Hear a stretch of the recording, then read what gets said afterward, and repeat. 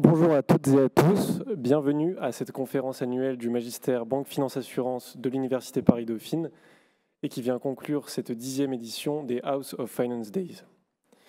Nous avons aujourd'hui l'immense honneur de recevoir Madame Dorothée Rouzet, chef économiste de la Direction Générale du Trésor, anciennement chef économiste France de Citigroup, Monsieur Anton Brender, jusque très récemment chef économiste de Candriam, et auteur du livre « Les démocraties face au capitalisme » paru chez Odile Jacob en 2024, et M. Sylvain Broyer, chef économiste chez S&P pour la région Europe, Moyen-Orient et Afrique, jusque très récemment chef économiste chez Natixis Corporate and Investment Banking. C'est un grand honneur pour le magistère BFA et pour l'Université Paris-Dauphine de vous recevoir aujourd'hui, et nous vous remercions chaleureusement d'avoir accepté notre invitation. Cher public, je vous prie de bien vouloir prendre en note vos questions. Un temps sera consacré à la fin de la conférence pour les poser à nos intervenants. L'actualité récente dépeint un monde de plus en plus incertain. Entre dérèglements climatiques, guerres commerciales et conflits armés, des réorganisations coûteuses et des investissements majeurs seront requis pour affronter ces mutations dans les années qui viennent. Pour les États, le recours à l'endettement apparaît comme une solution évidente. Mais de nombreuses questions se posent, notamment celle de l'existence de modes de financement alternatifs et également celle de la soutenabilité de cette dette. Nous répondrons à ces questionnements lors de cette conférence qui a pour thématique la dette publique à l'épreuve des mutations géopolitiques et environnementales. La première partie permettra de planter le décor et portera sur les fondements macroéconomiques de la trajectoire actuelle de la dette publique, sa soutenabilité et le rôle des agences de notation dans son attractivité. Dans un second temps, nos intervenants auront l'occasion de s'exprimer sur l'impact des grandes mutations en cours sur la dette, à commencer par le réchauffement climatique, la guerre commerciale en cours aux États-Unis, et nous terminerons par les enjeux européens. Je vais laisser mon camarade Étienne présenter la première partie. Donc, dans un premier temps, il est essentiel de poser les fondements macroéconomiques de la dette publique. Donc, la dette publique est un outil nécessaire car il permet à l'État de financer ses dépenses sans augmenter immédiatement les impôts ou réduire les services publics. Mais pour autant, celle-ci pose également des enjeux éthiques et générationnels, notamment car les dettes d'aujourd'hui seront des impôts supportés par les générations futures. Et donc, sachant que nous devrons réaliser un effort d'endettement massif dans les prochaines années, que ce soit pour notre défense, la transition énergétique ou la réindustrialisation de nos économies, il convient de s'interroger ensemble sur notre capacité d'endettement aujourd'hui. Et donc, notre première question est plutôt pour vous, Monsieur Brender. Pourquoi les États s'endettent-ils toujours plus? Est-ce un problème selon vous?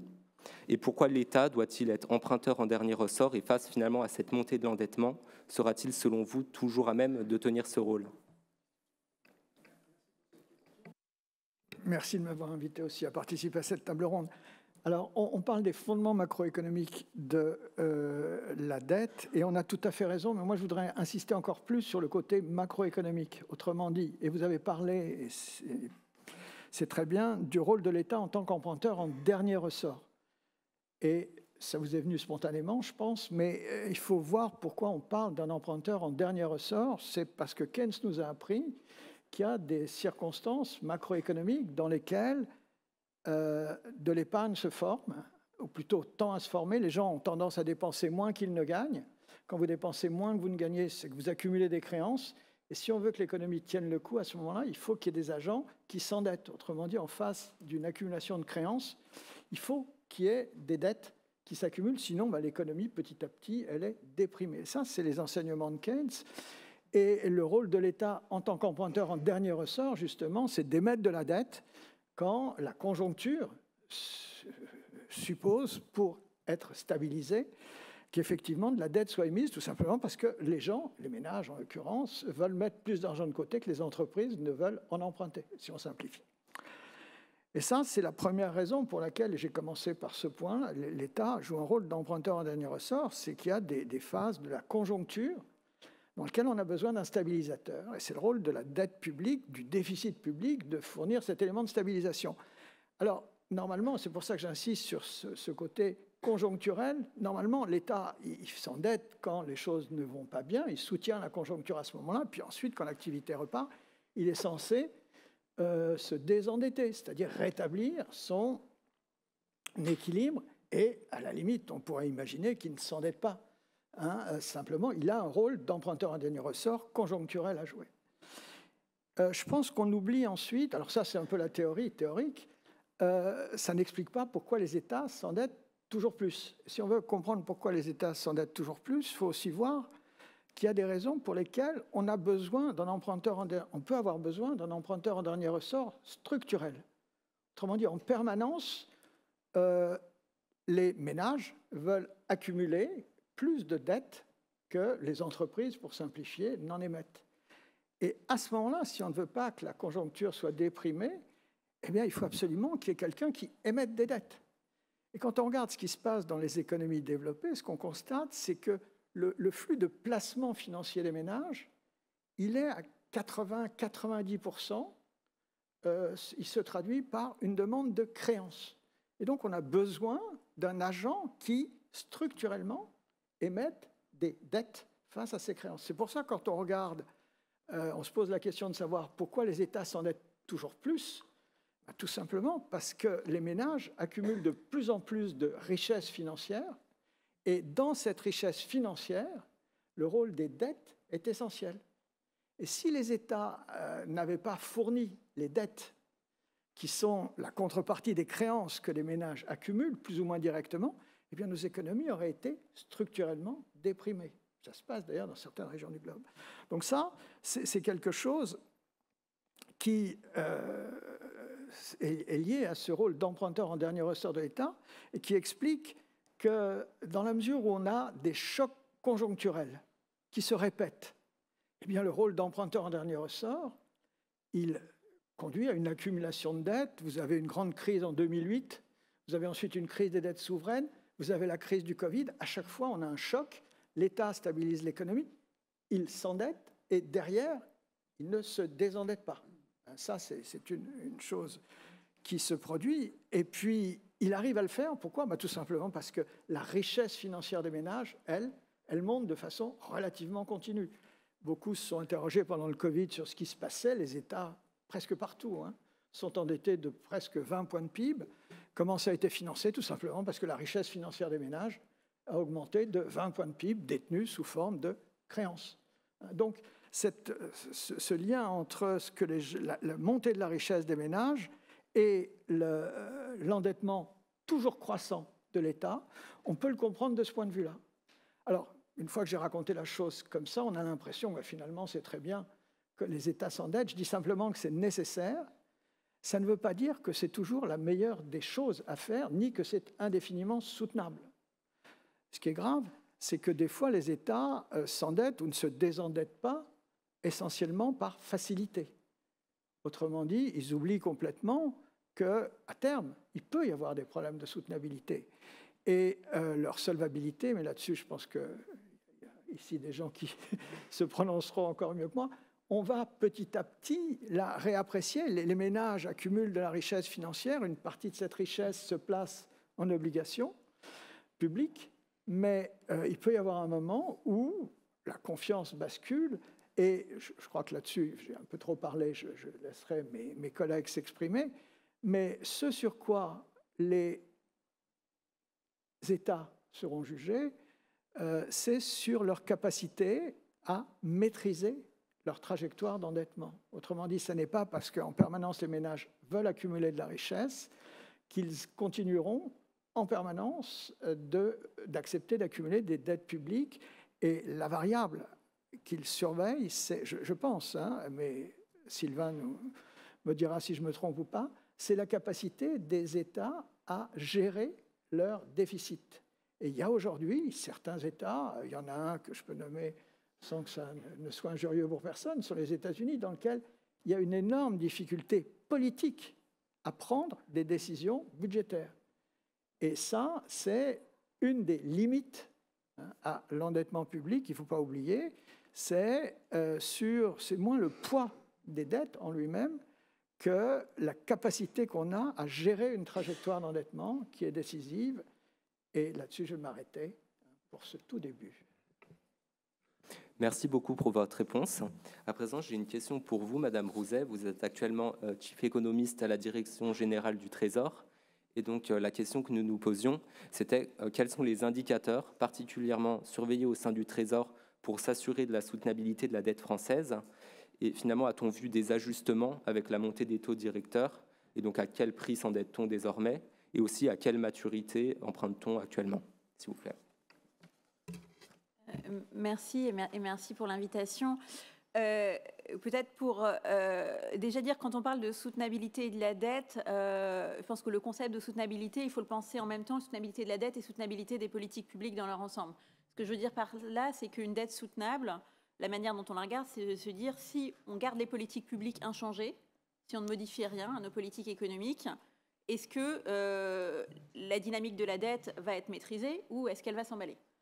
Si elle s'emballe, c'est que la dette, mais aussi les politiques publiques dans leur ensemble, n'est pas soutenable. Si elle reste maîtrisée, c'est qu'on est dans un cadre de soutenabilité. Alors, une fois que j'ai dit ça, déjà, quels ne sont pas les indicateurs? Par exemple, le niveau de la dette ne nous dit pas grand-chose, en fait, de la soutenabilité, puisque, au fond, ce qui compte, c'est la capacité de l'État à honorer ses engagements sans remettre en cause ses politiques publiques ou sans être fortement contraint dans ses marges de manœuvre pour investir, ou sans créer de forts déséquilibres macroéconomiques, par exemple beaucoup d'inflation, ou par exemple un fort effet d'éviction sur l'investissement privé, c'est-à-dire que la dette publique capterait tellement de l'épargne privée qu'il y aurait un effet inhibiteur via les taux d'intérêt sur l'investissement privé. Donc le vrai indicateur, c'est la dynamique de la dette dans un scénario qu'on appelle typiquement la politique inchangée. Donc comment évolue, si on ne change pas les règles ou les politiques, la dynamique de la dette, compte tenu du fait qu'il y a des dépenses qui vont spontanément évoluer et sur lesquelles on a peu de prise, comme la charge de la dette. Je pourrais vous en redire un mot sur les autres questions. Pilotable, mais avec beaucoup d'inertie, les dépenses liées au vieillissement, la retraite, la santé, la dépendance.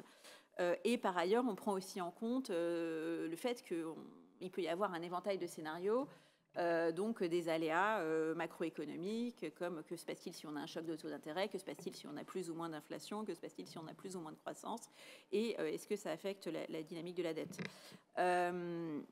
Donc, je dirais, oui, d'une part, il faut regarder les dépenses qui sont difficilement pilotables parce que soit c'est des engagements implicites ou explicites de l'État, notamment sur les retraites des générations qui partiront à la retraite future, ou parce qu'il y a des attentes fortes, notamment en termes de protection sociale, et également des questions de garantie, là aussi explicites ou implicites, accordées par l'État. Donc on peut penser au cas des événements climatiques extrêmes, des catastrophes naturelles qui sont probablement vouées à augmenter à la fois en fréquence et en intensité dans les décennies à venir et pour lesquelles l'État, in fine, assure en dernier ressort. Donc, quels indicateurs on prend? Il y a plusieurs types d'indicateurs. Je ne vais pas forcément vous en donner un, si ce n'est celui qu'on regarde dans le cadre européen. Mais je dirais la démarche d'ensemble, c'est de regarder au fond quel est le déficit qu'on doit atteindre ou quelle est la réduction du déficit qu'on doit faire aujourd'hui pour s'assurer que, je dirais, si ensuite on ne modifiait rien, on aurait bien une soutenabilité de la dette à court et moyen terme, et en tenant compte du fait que la capacité à honorer nos engagements, ça dépend aussi de la croissance potentielle, c'est-à-dire de la croissance qu'on atteint à moyen long terme, compte tenu de notre démographie, compte tenu de l'investissement, etc., de la croissance de la productivité, des taux d'intérêt à long terme, des coûts futurs du vieillissement, j'en ai parlé.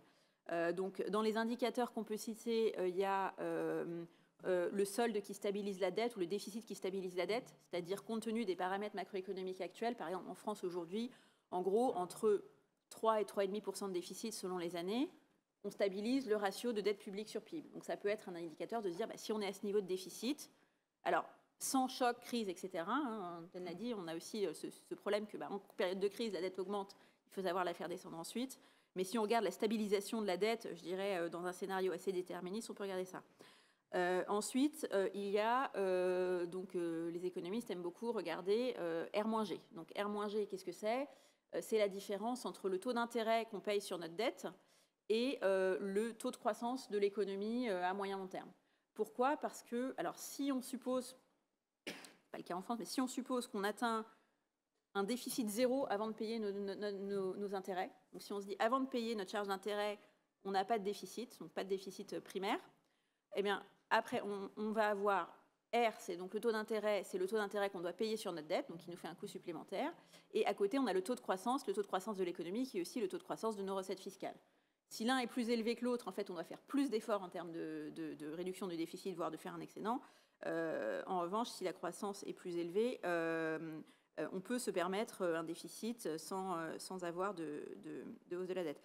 Alors, qu'est-ce que ça veut dire dans le cadre récent, puisque vous posez des questions notamment sur à quel prix s'endette-t-on, à quelle maturité emprunte-t-on.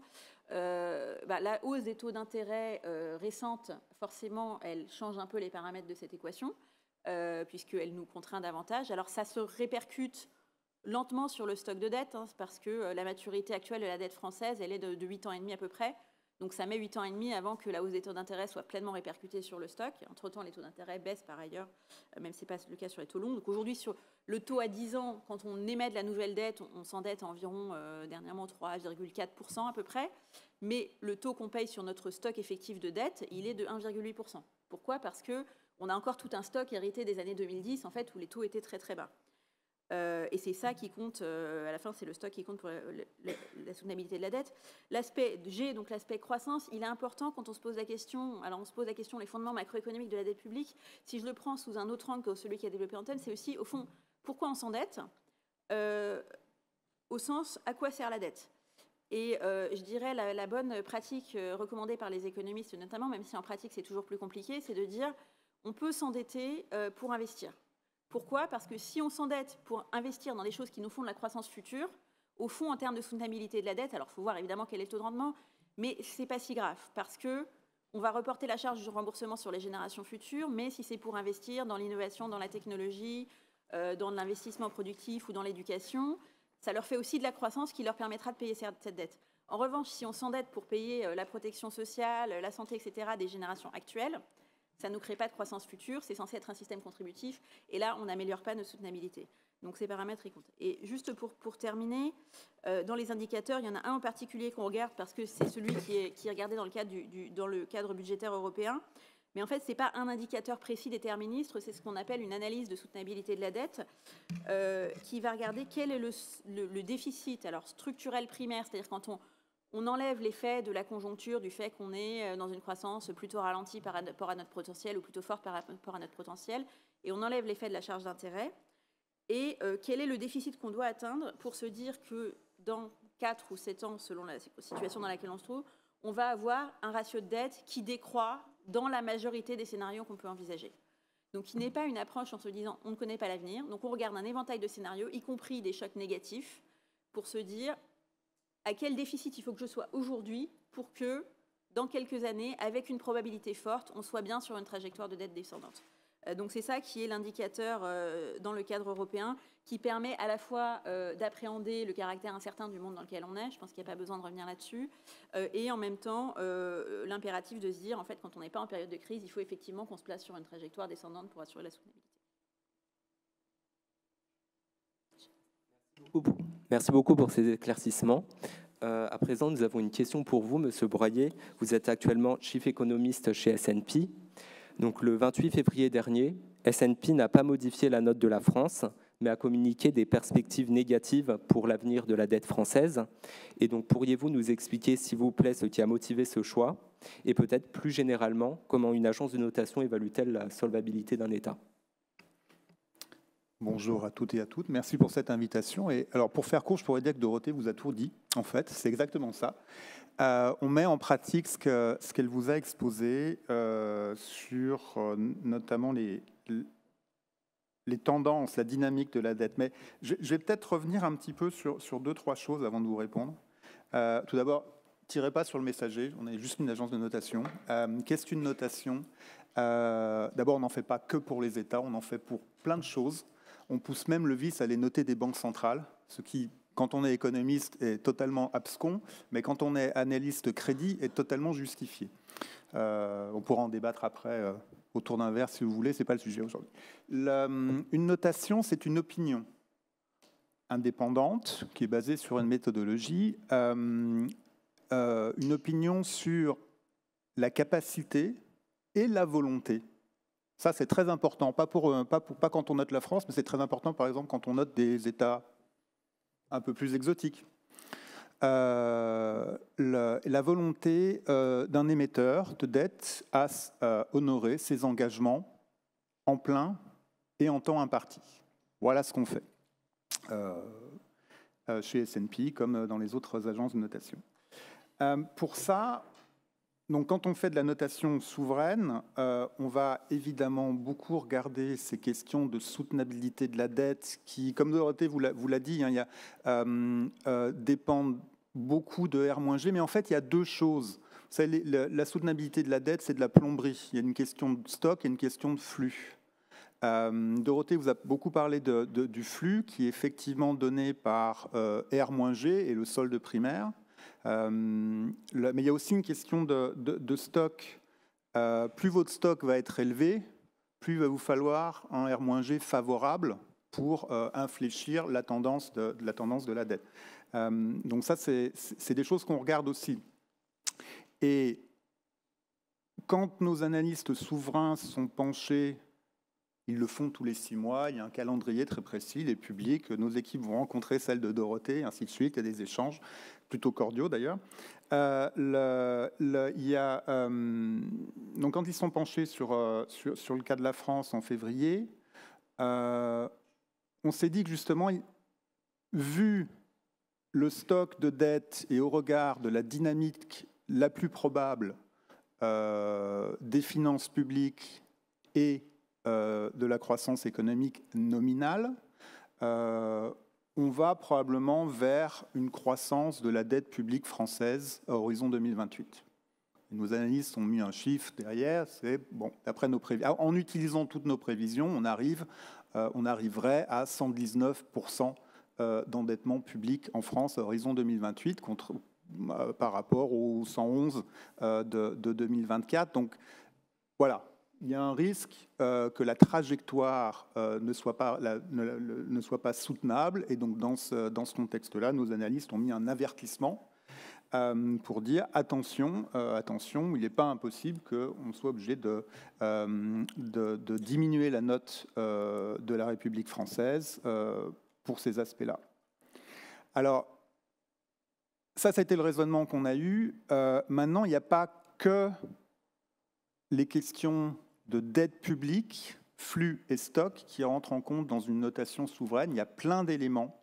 En fait, les notations souveraines chez S&P, mais c'est la même chose. Enfin, il y a des méthodologies similaires dans les autres agences de notation. Il y a plusieurs piliers, en fait. Il y a un pilier qui tient effectivement aux finances publiques, c'est celui qu'on vient de discuter. C'est celui qui s'érode un petit peu en France.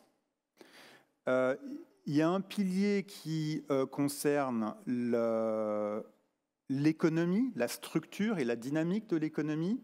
La structure de l'économie française est parmi les meilleures, toujours. La dynamique s'infléchit un petit peu. Ce n'est pas le seul pays dans le G7. Hein, il y en a d'autres qui sont dans le même cas.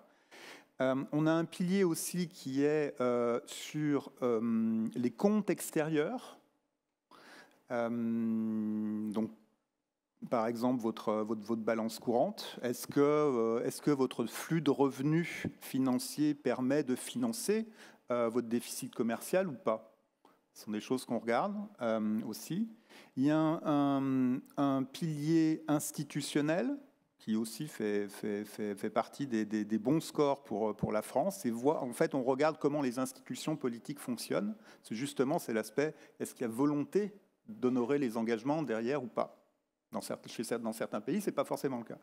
Et puis, dernier pilier qui est important pour une notation souveraine sur un pays européen, c'est le pilier monétaire. Et l'appartenance à la zone euro est une ancre forte de la notation de la République française. Voilà. Merci beaucoup. Merci pour toutes vos réponses. Passons maintenant à la seconde partie consacrée aux mutations actuelles et aux impacts qu'elles pourraient avoir sur la dette, à commencer par le changement climatique. Donald Trump a annoncé en janvier dernier se retirer de l'accord de Paris, ce pacte conclu entre de nombreuses nations dans le but de lutter contre le réchauffement climatique. Il a justifié cette décision en affirmant qu'elle permettrait aux États-Unis d'économiser plus de 1 000 milliards de dollars et de libérer l'or liquide du pays, le pétrole donc, grâce à de nouvelles opérations de forage. Ma question est la suivante. Le choix de Donald Trump de se retirer des accords de Paris va-t-il réellement permettre de diminuer la dette publique des États-Unis? Et si oui, est-ce une bonne solution à long terme pour les États-Unis? Qui veut prendre la parole en premier? Monsieur Brenda. Pas oublié. L'or liquide, tout le monde est au courant, hein, c'est le pétrole et le gaz que les États-Unis sont capables de produire, qu'ils avaient essayé de restreindre, et que Trump, il y a très longtemps d'ailleurs, je crois qu'il y a presque un an, il a dit la première chose que je ferai, c'est drill, baby, drill, hein, je permettrai aux foreurs de forer. Deuxième chose, il revient sur tout ce qui visait à protéger le climat, et en particulier sur l'IRA, l'Inflation Reduction Act, hein, qui avait été mis en place par Joe Biden comme élément clé de la politique climatique des États-Unis. Est-ce qu'il peut économiser beaucoup de choses comme ça? Il peut économiser une partie des sommes qui étaient dans l'Inflation Reduction Act. Il faut savoir qu'il y en a déjà beaucoup qui ont été dépensées. Alors, il peut revenir sur des engagements pris. C'est un facteur de désordre qui est en train de se manifester. Il ne va pas gagner beaucoup d'argent.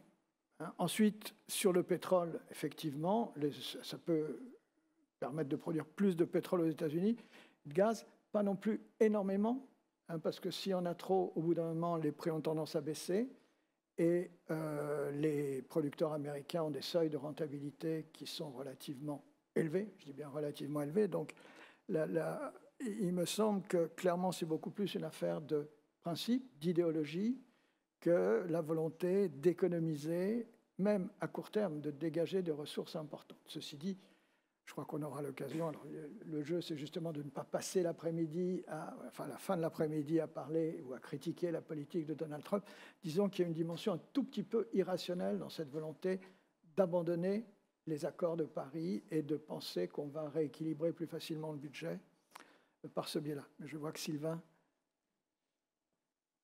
Non, je voulais ajouter sur alors, c'est pas tellement sur le changement climatique, mais c'est sur la dynamique de la dette américaine. Il y a quand même aussi dans le programme de Donald Trump un très fort contrôle de l'immigration, voire des déportations massives.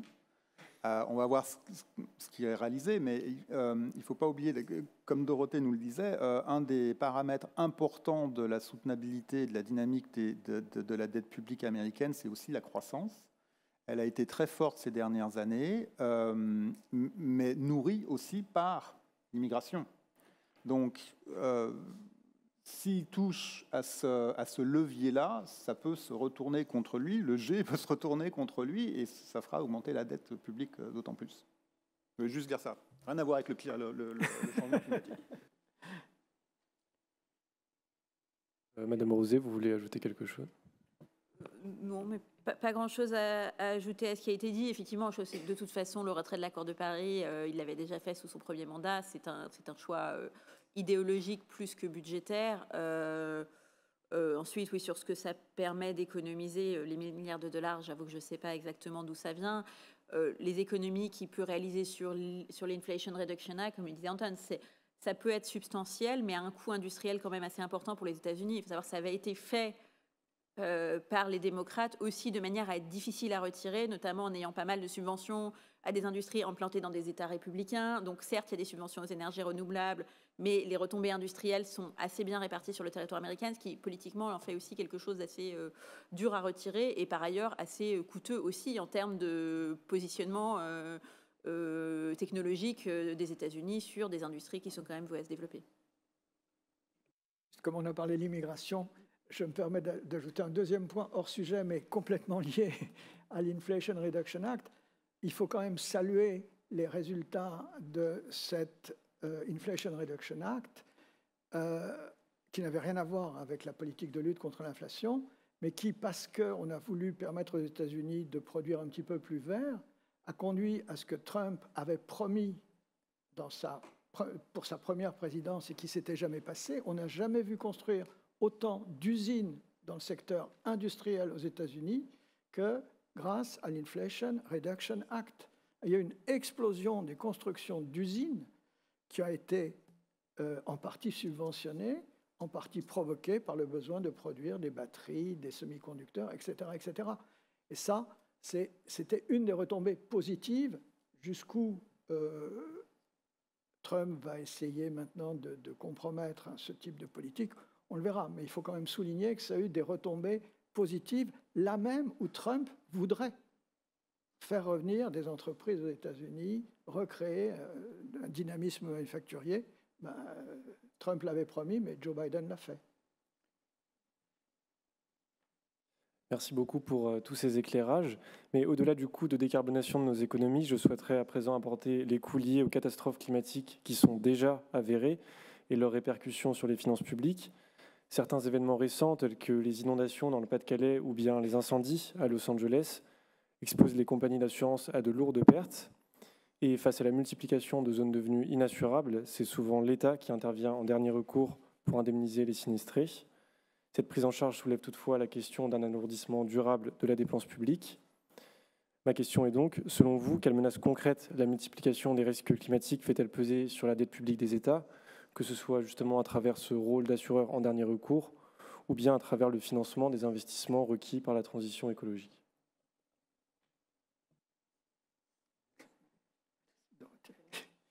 Je peux commencer. Je pense que c'est une question qui est importante pour l'avenir.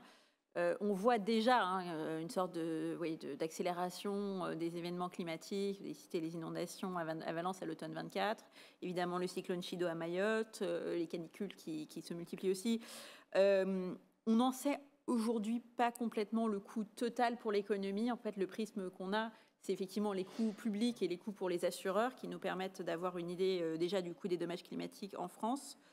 On a les études de la Caisse centrale de réassurance, qui est un dispositif public de réassurance, c'est-à-dire qui assure les assureurs sur ces sujets d'indemnisation des catastrophes naturelles, et qui nous montre que aujourd'hui, on aurait une sinistralité sous le régime catastrophe naturelle d'environ 2 milliards d'euros par an, ce qui est pas négligeable, qui pourrait augmenter de 50 à 80%, un peu selon les scénarios, d'ici à 2050, en tenant compte du fait qu'on a évidemment le réchauffement climatique d'une part, et puis aussi l'augmentation de la valeur des propriétés et des biens assurés. C'est probablement un minorant, encore une fois, parce qu'on ne maîtrise pas non plus complètement les scénarios et on n'a pas une vision globale des coûts aujourd'hui. Donc, qui sera d'une part une charge supplémentaire pour le régime catastrophe naturelle lui-même, qui, là encore, est l'assurance des assureurs. Mais le risque pour les finances publiques, pour moi, il est un peu plus important parce que il y a déjà, in fine, une garantie limitée de l'État pour ce régime. Et en plus, on a un sujet par ailleurs qui est celui de l'assurabilité des propriétés et des biens les plus exposés, notamment ceux qui sont en littoral, exposés au recul du trait de côte, ou dans des régions qui vont être sujettes à événements type inondations répétées, pour lesquels peut se poser la question de, au fond, est-ce qu'ils vont être assurables? Est-ce qu'ils vont trouver un assureur? Et s'ils ne le font pas, quel va être le rôle de la puissance publique d'être l'assureur de ceux qui ne peuvent pas être assurés, mais donc forcément avec une sinistralité assez forte et sans pouvoir charger des primes d'assurance complètement prohibitives, ou d'être celui qui doit en fait organiser des actions de prévention, y compris très en amont, ce qui est aussi un rôle de la puissance publique. Alors ça peut être au niveau local, mais là aussi, si je prends l'exemple du recul du trait de côte, c'est-à-dire concrètement, le littoral recule avec le réchauffement, la montée des océans et l'érosion des côtes. Donc il y a des maisons qui sont en bord de mer qui ne vont plus être habitables en 2100. Mais elles le sont encore aujourd'hui. À un moment, se pose la question de, au fond, est-ce que, au niveau de la puissance publique, on doit indemniser, racheter pour déplacer les gens? À quel moment? C'est un coût. En même temps, c'est aussi des propriétés privées où on se dirait ça devrait être intégré à la valeur de marché, mais ça ne l'est pas aujourd'hui. Donc ce rôle un peu de la frontière de l'État et qu'est-ce que ça veut dire d'être assureur en dernier ressort, il va se poser avec de plus en plus d'acuité de ce contexte de catastrophe climatique un peu annoncé. Alors ça peut être atténué en renforçant des actions de prévention au niveau individuel et au niveau collectif, notamment local, comme je le disais, mais ça peut pas être éliminé. Monsieur Broyer, si vous voulez prendre la parole. Oui, alors quand on se met vraiment dans le cadre du coût financier lié aux catastrophes climatiques, c'est encore un problème de plomberie en fait. c'est qui fait les pertes au final.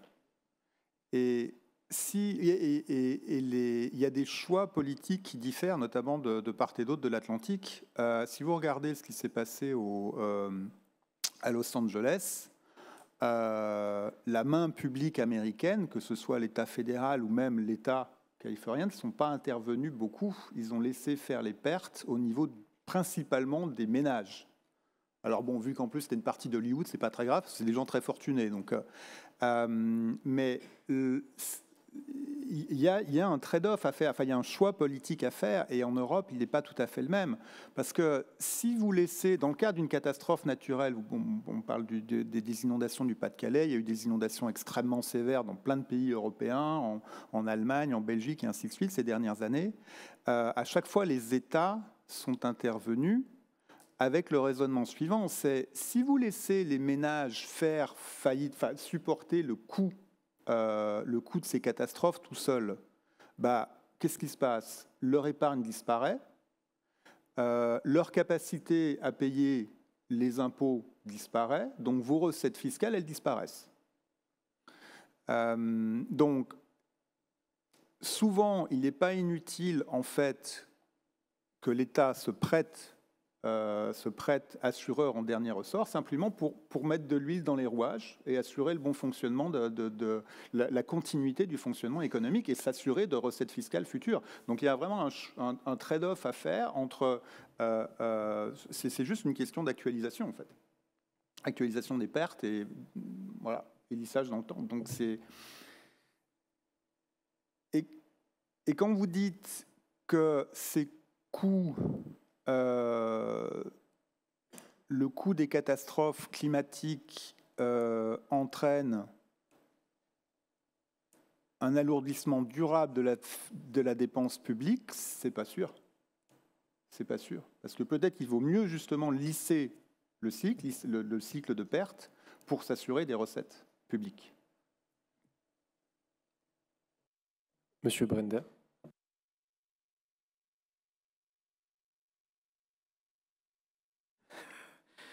Dorothée parlait il y a une seconde de l'activité de prévention de l'État, parce qu'il y a l'évolution du climat, on ne la contrôle pas. Par contre, ce qu'on peut contrôler, c'est les mesures qu'on prend pour essayer de réduire les dégâts liés aux catastrophes climatiques.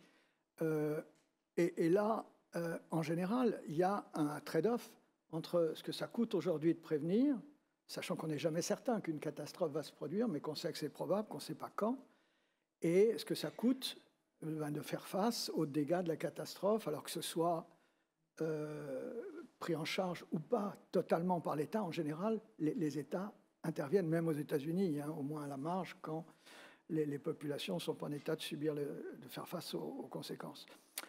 Et en général, nous on avait regardé, c'était la Nouvelle-Orléans. On ne parlait pas encore du réchauffement, mais ceux qui sont... je ne parle pas de ma génération, mais qui se rappellent de ce qui s'est passé avec Katrina aux États-Unis. Il y a eu des séries entières qui ont tourné là-dessus. Le montant des dégâts, c'était à peu près, à l'époque, 140 milliards de dollars. C'est une grosse somme. Et ça, c'est ce qui a été pris en charge par les États, au niveau fédéral et au niveau de l'État et de la ville de Nouvelle-Orléans. Qu'est-ce qui s'était passé ? On a vu, et on le savait avant la catastrophe, qu'on n'avait pas renforcé les digues qu'il y avait à côté, autour de la Nouvelle-Orléans et qui protégeaient la ville en cas d'inondation catastrophique. Et donc on n'avait pas renforcé ces digues. La catastrophe s'est produite, elle a coûté 140 milliards de dollars. Après, on a mis en place ces digues. Et donc on connaît le coût des digues qui ont été mises en place, c'était une quinzaine de milliards de dollars. Autrement dit, le rendement de la prévention, dans ce cas-là, il aurait été colossal. Le problème, c'est qu'on n'est jamais certain que la catastrophe se produise, sauf après, et donc le risque, c'est qu'on ne prévienne qu'après, qu'on ne prévienne pas justement, et qu'ensuite il faille faire face à des dégâts qui sont considérables. Ça, c'est aussi un trade-off qu'il faut prendre en compte, c'est le coût de la prévention, la probabilité de la catastrophe, et le coût des dégâts qui seront... Parce que ce qui s'est produit en Europe récemment, je parle de ce qui s'est passé dans le Valais suisse, par exemple, c'était des catastrophes complètement évitables. Si on avait mis en place une gestion du système hydraulique un tout petit peu plus ambitieuse, on pouvait limiter fortement les dégâts de certaines de ces catastrophes, même dans le Pas-de-Calais. Ça a coûté beaucoup, beaucoup ensuite, alors que la prévention aurait pu coûter moins, mais je répète, on n'est jamais sûr que la catastrophe va se produire, et donc le coût de la prévention, c'est au début un coût sec pour l'État. Merci beaucoup pour toutes ces réponses. À présent, nous aimerions revenir plus en détail sur l'impact de l'élection de Donald Trump sur l'économie américaine. Donc, dans un premier temps, on a quand même pu voir que l'élection de Trump avait engendré une certaine euphorie sur les marchés financiers, mais celle-ci a désormais laissé place à plus d'inquiétudes, notamment certaines décisions de l'administration américaine liées aux tarifs douaniers sur les marchandises européennes, chinoises, mexicaines, canadiennes, etc., qui finalement ont été très mal perçues par le milieu des affaires. Et donc, on a certains acteurs, comme par exemple Jimmy Dimon, qui est le PDG de JP Morgan Chase, qui laisse la porte ouverte à une potentielle récession de l'économie américaine. Et on a aussi le S&P 500 qui a chuté depuis le 20 février de 9,4%. Donc, on voit des impacts déjà visibles. Et donc, notre première question est, quelles conséquences la politique économique menée par l'administration de Donald Trump pourrait-elle avoir sur l'économie américaine et les économies des partenaires des États-Unis? Et donc, en d'autres termes, quels seraient les impacts sur la dette publique de ces États? Je ne sais pas si quelqu'un souhaite répondre en particulier en premier.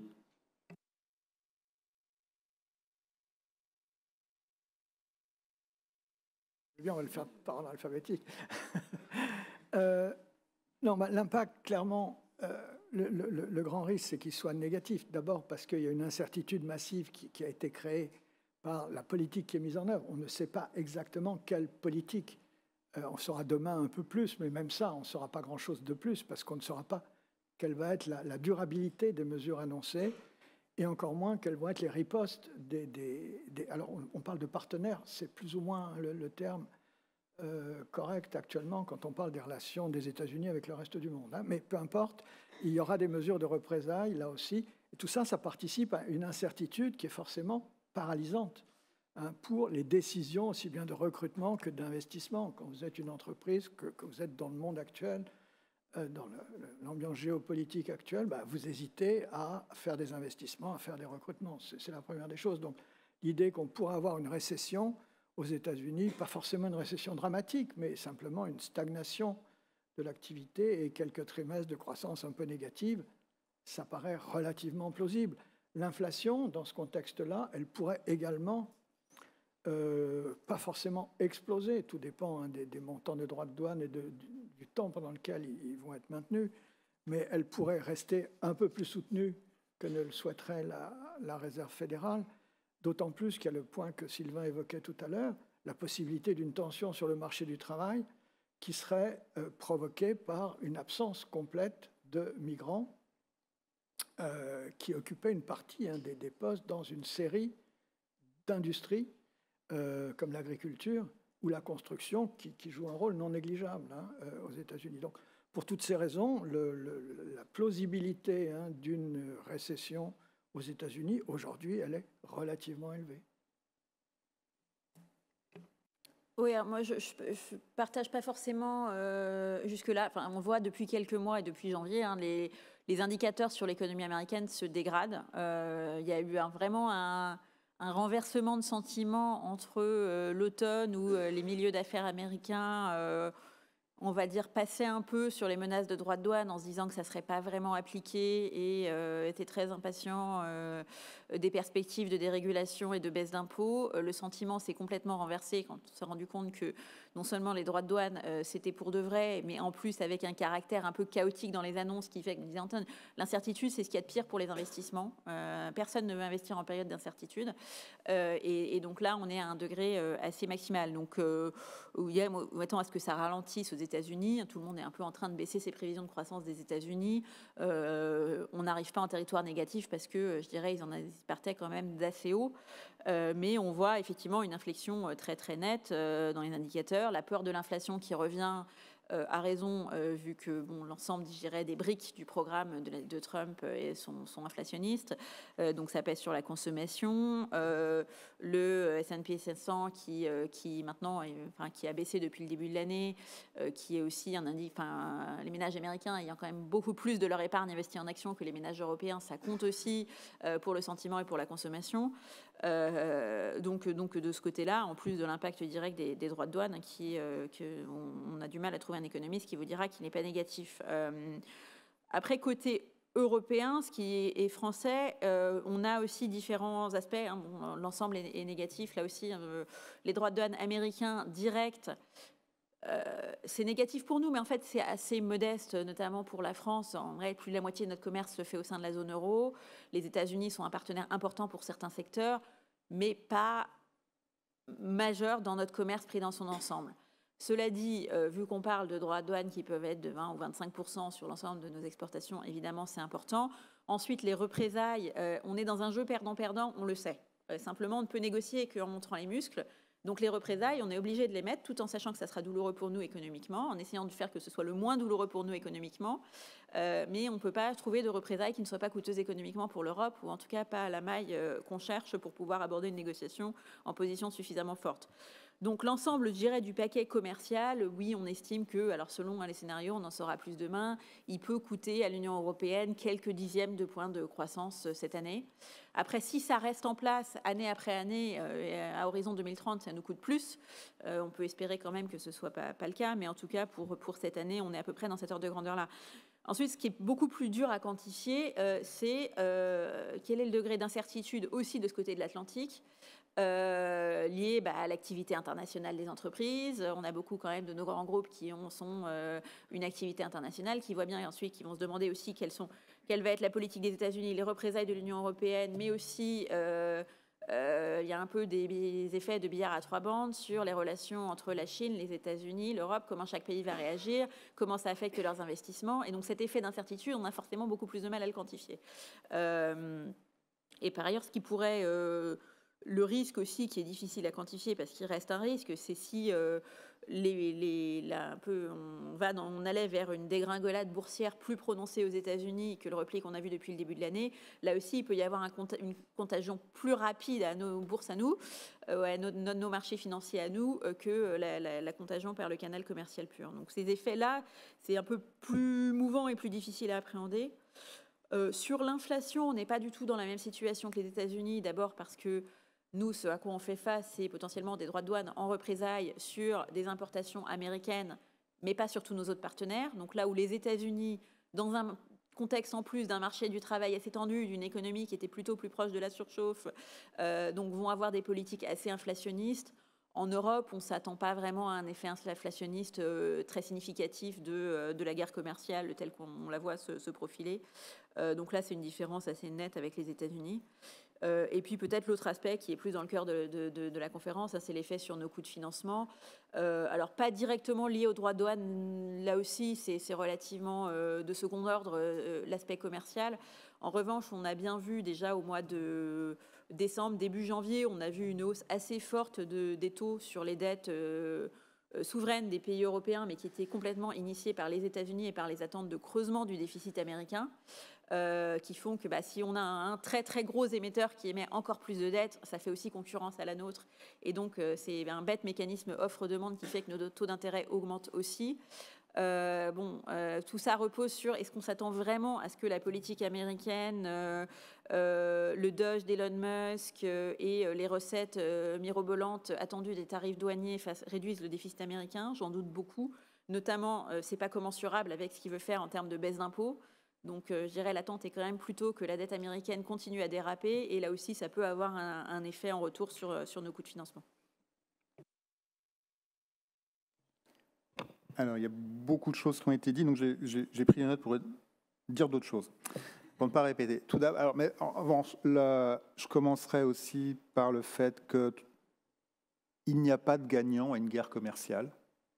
encore moins au XXIe siècle qu'au XIXe siècle. Si vous regardez pour de nombreuses entreprises, la complexité des chaînes de valeur est telle que c'est un casse-tête. Donc de toute façon, on va y perdre. Et je crois que les économistes, enfin ceux en tout cas qui ont lu les livres dans le bon sens, pas comme certains, on en parlera plus tard, il y a quand même une corrélation forte entre ouverture commerciale et productivité. Voilà. Donc la guerre commerciale n'est pas une bonne nouvelle sur le court terme. Je pense qu'il faut aussi regarder dans les annonces qui sont faites, la politique qui est menée par Donald Trump. Il y a une vraie question de timing. Toutes les mauvaises nouvelles et les mauvaises mesures pour la croissance américaine arrivent en amont. C'est-à-dire effectivement les questions sur le contrôle sur l'immigration, les déportations, les hausses de tarifs, les coupes budgétaires. Et ça, je ne sais pas pour prendre leur défense, mais dans leur logique, en fait, à cela doit venir plus tard des recettes budgétaires, tirées notamment des tarifs qui vont permettre de faire baisser les impôts et donc de faire remonter la consommation et ainsi de suite. Ça, c'est le plan A. On verra s'il marche, mais il y a vraiment une question de timing dans l'effet croissance des mesures de Trump qui a considéré. Ensuite, sur les effets de cette guerre commerciale sur l'Europe, donc je partage tout à fait ce qui a été dit par Dorothée, l'effet direct des tarifs douaniers sur l'économie européenne, c'est pas grand-chose, même dans le cadre d'un scénario sévère où l'administration américaine remonterait les tarifs douaniers de 25%, ça nous coûterait un gros demi-point de croissance au niveau de la zone euro. Maintenant, la structure du commerce avec les États-Unis est très différente selon les secteurs et les pays en Europe. Donc si on regarde d'abord les secteurs, ceux qui sont plus exposés, c'est par la taille, c'est-à-dire par la valeur ajoutée domestique qui est exportée aux États-Unis, les deux secteurs les plus touchés par cette guerre commerciale en Europe sont évidemment, sans grande surprise, l'automobile et la machine et équipement. La pharmacie est, par son volume, plus impactée, mais l'élasticité prix du commerce avec les États-Unis de la pharmacie européenne est très faible par rapport à la moyenne. Donc, sur les volumes, on ne s'attend pas à un gros effet. C'est principalement l'automobile et la machine-outil qui conjuguent à la fois forte VA exportée vers les États-Unis et forte élasticité prix du commerce. Et donc ça, cette structure par secteur, évidemment, elle amène des sensibilités par pays qui sont très différentes. Alors par chance, les économies européennes ne sont pas le Mexique, c'est pas le Panama, c'est pas le Canada non plus. Ce sont toutes des grandes économies ouvertes, mais des grandes économies. C'est-à-dire que même une économie qui exporte beaucoup vers les États-Unis en termes de valeur ajoutée, vu la taille de son économie domestique, elle s'en sortirait relativement bien. Donc, une des économies qui pourrait être le plus touchée en Europe, c'est l'Irlande.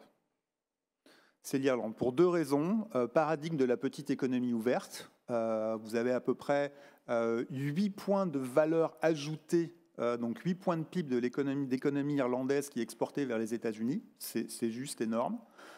Sur le secteur manufacturier seulement. Si vous ajoutez les services, vous mettez encore 3 points pour les services. Et en plus, c'est beaucoup de la pharmacie, un secteur qui est visé par Donald Trump. Donc voilà, je crois qu'en Europe continentale, effectivement, les effets directs, on n'a pas trop de soucis à se faire. La France est peu touchée, l'Espagne est encore moins touchée, l'Allemagne et l'Italie un tout petit peu plus du fait de leur exposition au secteur automobile, mais ça va. Ce qui est plus embêtant, c'est effectivement l'incertitude et la transmission par le canal financier qui peut peser. Maintenant, pour quand même clore cette question sur une note positive, Trump est une grande chance pour l'Europe. une très grande chance pour l'Europe. Alors, il y a diverses versions. Il y a la version coup de pied au cul. Il y a la version tuer le père. Mais ça revient au même. Ça revient au même. Si l'Europe, et je pense que vraiment le virage à 180 degrés de l'Allemagne vis-à-vis du partenaire américain après les élections est incroyable. Quel était le paradigme européen de ces 50 dernières années? C'était il faut garder le russe à l'extérieur, il faut faire rentrer l'américain, il faut empêcher les Allemands de remonter. C'était ça l'idée. Là aujourd'hui, ça a changé, il faut garder le russe à l'extérieur, il faut sortir l'américain, et c'est l'Allemagne qui remonte. C'est un changement de paradigme radical. Mais ça veut dire quoi pour l'Europe? Encore une fois, c'est une chance, politiquement parlant. L'Europe est attractive par rapport à ce changement de monde. L'Europe a des compétences. L'Europe a beaucoup d'épargne. On a de la dette, mais on a beaucoup d'épargne, bien plus que les Américains. On exporte notre épargne vers les Américains. Il y a à peu près 1 euro sur 5 d'épargne qui va s'investir en dette étrangère, et en bonne partie, c'est de la dette américaine. Et puis, on a un ordre de règles qui est quand même quelque chose que les Américains viennent de fracasser à grands coups. Donc ça, c'est très attractif pour les investisseurs. Donc, moi, quand je fais tous mes petits calculs d'économiste, j'arrive à dire que, oui, la guerre commerciale que nous lance Donald Trump, ça va nous coûter à peu près 0,3 points de croissance cette année au niveau européen. Mais ce que viennent de décider les Allemands et le plan ReArm de l'Union européenne, ça nous ajoute bien plus à horizon 2027-2028, bien plus.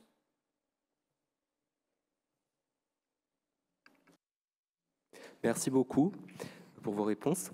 Nous avons une seconde question qui porte sur le statut du dollar, notamment puisque Stéphane Miran, qui est l'un des conseillers économiques de Trump et qui est vu comme une des têtes pensantes derrière la guerre commerciale, en fait, aimerait conduire à une dépréciation du dollar, notamment en faisant une redéfinition des accords du Plaza. Et donc, nous nous demandions l'impact que ça pourrait avoir pour des pays signataires et finalement comment le statut du dollar serait alors remis en cause, s'il vous plaît. Peut-être, Monsieur Brender, si vous souhaitez commencer. Vaste question. Alors, le papier, enfin le nouveau chef du Conseil d'analyse économique du président, effectivement, a écrit une étude un peu effrayante quand on la lit. D'abord, ça nous ramène aux droits de douane, parce que ce sur quoi on n'a pas insisté, c'est sur le fait que les États-Unis, pour équilibrer leur budget, ont besoin aujourd'hui de recettes tarifaires. Peter Navarro, qui est l'autre penseur de la politique de Donald Trump en matière commerciale, table sur 6 000 milliards de dollars de recettes tarifaires. Ça veut dire que ces droits de douane, non seulement sont censés être maintenus sur l'ensemble des 10 prochaines années, parce que tous les calculs se font sur une dizaine d'années, mais en plus, on fait l'hypothèse que malgré la hausse du prix des importations, les entreprises, les ménages américains continueront d'acheter dans les mêmes proportions les biens en question. Parce que si vous arrêtez d'acheter les biens étrangers ou que vous produisez aux États-Unis des substituts, à ce moment-là, les recettes tarifaires, elles s'effondrent. Donc, on est dans une logique où on compte pour équilibrer le budget américain sur ces recettes tarifaires. Et le début de l'analyse de Miran, c'est pour ça que je le soulignais, part du principe que, dans un premier temps, le dollar s'apprécie de façon à ce que les prix, ce qui fait que ça coûte moins cher pour un Américain en dollars d'importer, malgré les droits de douane, en gros, les prix des produits importés sont maintenus, ce qui fait que pour le consommateur américain, il n'y a pas de raison d'acheter moins de produits étrangers, puisqu'ils ne coûteront pas plus cher, la hausse du dollar compensant les droits de douane. Et ça permet de maintenir des recettes douanières importantes. Alors le problème, c'est que ce n'est pas exactement dans la logique de la suite de son papier, qui est une logique beaucoup plus punitive et dévastatrice, dans laquelle il s'agit d'obtenir des partenaires, puisque c'est quand même comme ça qu'on continue de les appeler, des États-Unis, qu'ils participent à quelque chose, et je voudrais rappeler en quoi ça avait consisté, qui ressemblerait aux accords du Plaza, et puis surtout à ceux du Louvre, qui avaient suivi, dans lesquels, jusqu'au milieu des années 80, c'est Ronald Reagan qui avait été élu président des États-Unis, le dollar était en apesanteur, mais complète, c'est-à-dire que le déficit commercial des États-Unis n'arrêtait pas d'augmenter, il n'a jamais été aussi important dans le PIB qu'à ce moment-là, il n'a pas arrêté d'augmenter, et le dollar n'arrêtait pas de s'apprécier. Tout le monde a compris qu'il y avait quand même un vrai risque, et donc les accords du Plaza puis du Louvre ont été pris pour essayer de gérer la baisse fatale du dollar. Et pour ça, il a fallu la participation des autres pays, des émetteurs de devises, la livre sterling, mais surtout le yen, et la politique japonaise, à ce moment-là, pour essayer de faciliter, de gérer cette baisse du dollar, a conduit à faire quoi? Essayer de déprécier le yen, de faire que le yen s'apprécie par rapport au dollar. Et pour ça, on a maintenu extrêmement bas les taux d'intérêt au Japon. Les taux japonais ont atteint leur plus bas niveau de l'après-guerre, vers le 87, un peu après. Le résultat, ça a été quoi? La plus grosse catastrophe financière que le Japon n'ait jamais connue. Parce que quand vous maintenez des taux bas pendant très longtemps, dans une économie où les banques étaient prêtes à l'époque à prêter à presque n'importe qui, il s'est passé la formation d'une bulle immobilière et d'une bulle boursière. Les deux ont éclaté en même temps, et on a parlé pour le Japon d'une décennie perdue, et en fait ça a été même plus qu'une décennie. Le Japon a été dans une situation de dépression pendant des années et des années. Donc le coût de ces accords du Plaza, il a été relativement considérable, et l'idée qu'aujourd'hui on pourrait s'engager, surtout dans l'ambiance actuelle, dans ce type de manœuvre, est assez étonnante. La seule chose qui fait qu'on peut y croire, en tout cas que M. Meron y croit, c'est tout simplement qu'on tord le bras des partenaires des États-Unis en leur disant soit vous voulez bénéficier de la protection militaire que nous vous offrons, soit vous voulez continuer de vous servir du dollar comme monnaie de réserve, comme monnaie de transaction, et à ce moment-là, vous participez, et vous faites tout ce qu'il faut pour essayer de faire baisser le dollar, soit on vous retire le droit de vous servir du dollar et la protection militaire. Alors, on sent bien que c'est le type d'arguments qui sont relativement dévastateurs, en particulier pour nos relations avec les États-Unis. Et donc, je pense qu'on n'ira pas très loin dans cette direction, mais c'est important de l'évoquer parce que c'est quand même quelqu'un qui a été nommé dans un poste relativement important pour penser ce que risque d'être la politique du dollar, la politique américaine dans les mois qui viennent. Je ne suis pas sûr que ça puisse aller très loin, mais quand même, c'est une piste. Et on parle du coût des accords, alors vous avez deviné pourquoi, de Mar-a-Lago, puisque tout le monde viendrait chez Donald Trump pour signer ses accords sur son terrain de golf.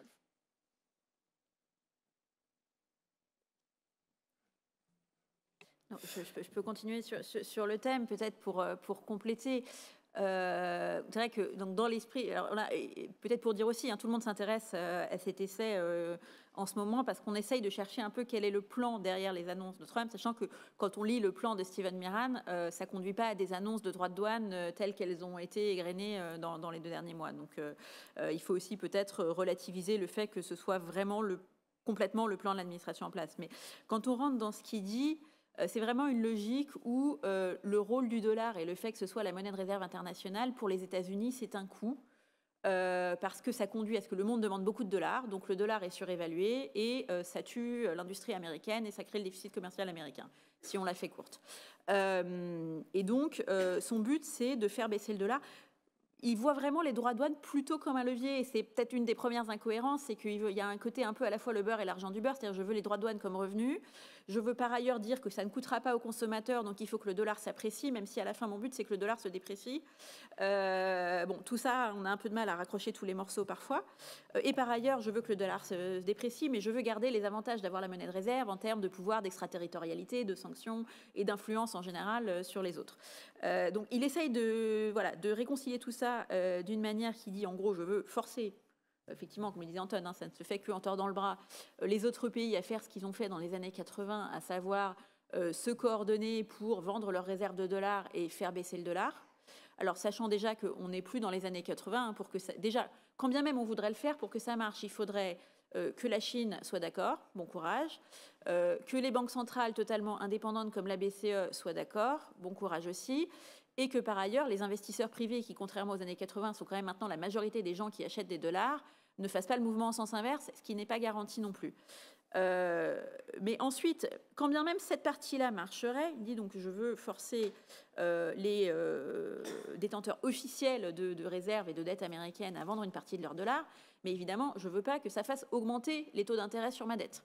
Donc pour ça, il faut que je leur torde le bras une deuxième fois et que pour ce qui leur reste d'actifs en dollars, au lieu de la dette américaine traditionnelle qui s'échange sur les marchés, je les force à acheter une dette à 100 ans avec très peu de taux d'intérêt. Là aussi, vous pouvez vous dire, effectivement, il faut bien tordre le bras parce qu'on n'a pas très envie de le faire. Donc pour tordre le bras efficacement, je mets deux choses dans la balance. Les droits de douane, donc il faut qu'ils soient bien élevés au départ pour qu'on ait intérêt à ne pas les vouloir, et la protection militaire. Et là, pour moi, dernière incohérence, qui est que pour se dire... J'accepte en gros de nuire à ma propre croissance, à ma propre industrie, etc., pour suivre les volontés des États-Unis, pour garder l'accès au parapluie militaire et éviter les droits de douane. Il faut à minima que la personne qui vous tord le bras soit à peu près crédible dans ses promesses. C'est-à-dire qu'on se dise effectivement, au moins, si je suis attaqué, ils me défendront bien. Et donc, le fait de... et Stephen Miran, dans son essai, il a quand même une distinction entre, je dirais, le cercle des alliés, le cercle des neutres et le cercle des adversaires, à savoir essentiellement la Chine. Là, on voit que le cercle des alliés, finalement, est pilonné plus fort que le cercle des adversaires en termes d'annonces et de discours. Donc, vu du point de vue européen, déjà, tout cela, quand même, part du principe qu'on continuera à se comporter un peu comme vassal et qu'au fond, on se soumettra. Là, je partage un peu ce qui a été dit. Je pense qu'il y a quand même un moment de sursaut européen, même de fierté et de souveraineté qui va dans l'autre sens. Et puis qu'on se dise que le coût un peu prohibitif de suivre cette voie est inférieur malgré tout au coût d'assurer notre propre défense. Et avec une certaine certitude sur le fait que le parapluie militaire existe bien et que si on en a besoin, il sera bien activé, ce qui suppose un partenaire fiable. Ce calcul aujourd'hui dans la configuration actuelle, franchement, je ne suis pas du tout sûre qu'il aille dans ce sens-là. Et puis peut-être dernier point de ma part, c'est qu'au fond, quand on raisonne après en tant qu'économiste, tout ça, il part quand même du principe que ça va résoudre le déficit commercial et la désindustrialisation. La désindustrialisation, les États-Unis ne sont pas du tout les seuls à l'avoir vu, c'est un trend qu'on a vu en Europe aussi. Si faire baisser le dollar suffisait à ramener de l'industrie manufacturière dans la Rust Belt américaine, quelque part ça se saurait. Mais non, en fait, c'est plus compliqué que ça. Il faut des politiques quand même assez complexes. Et il n'aborde pas du tout ce sujet, au fond, de que faire pour ramener de l'industrie, à part faire baisser le dollar. Et c'est un petit peu court.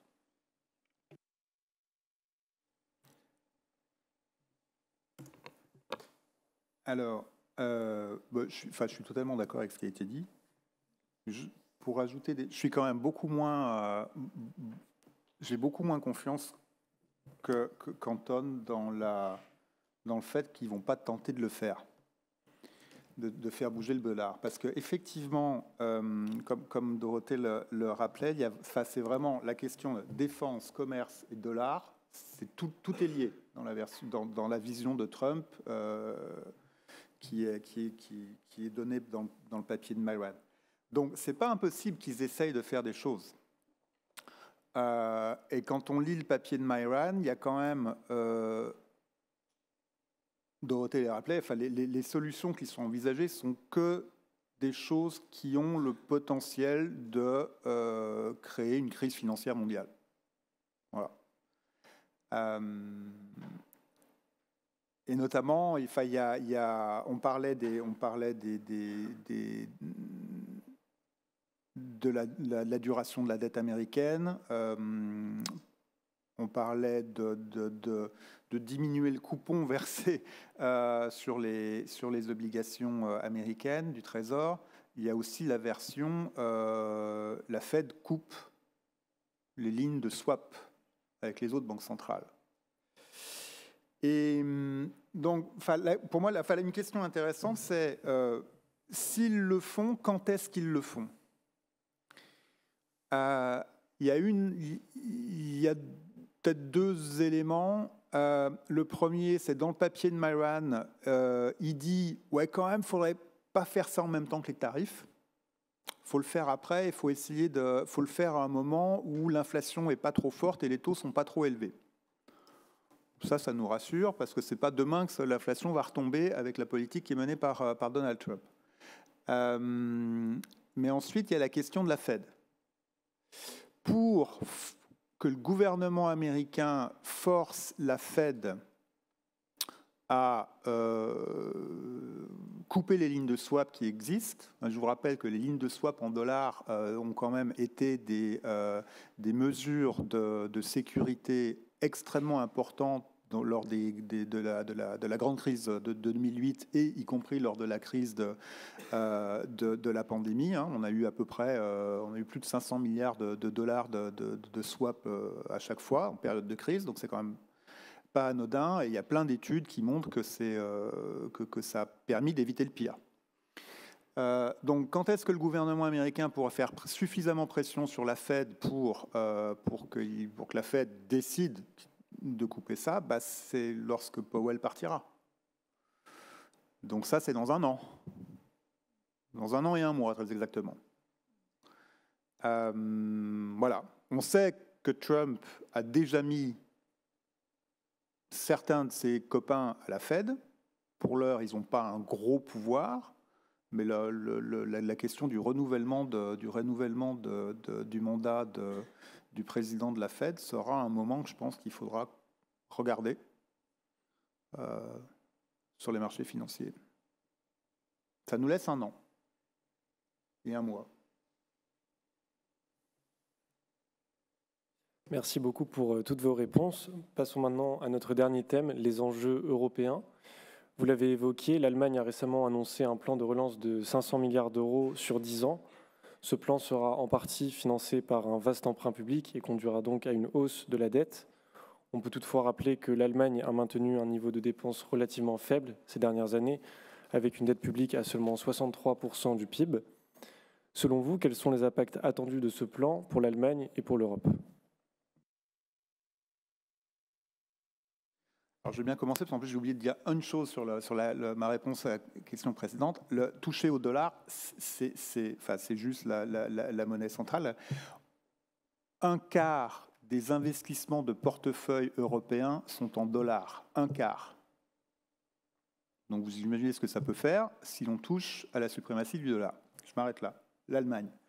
Alors, la réponse courte, c'est l'effet sur la croissance marginal cette année, un petit peu plus l'année prochaine, mais en fait c'est surtout à partir de 2027-2028 que ce plan devrait monter en régime, et avec des hypothèses assez conservatrices qu'on a faites, on arrive à un effet croissance en 2027 pour l'Allemagne de 0,7% et 0,9% en 2028. Après, nos prévisions s'arrêtent, mais le plan dure 12 ans, il a été un peu allongé.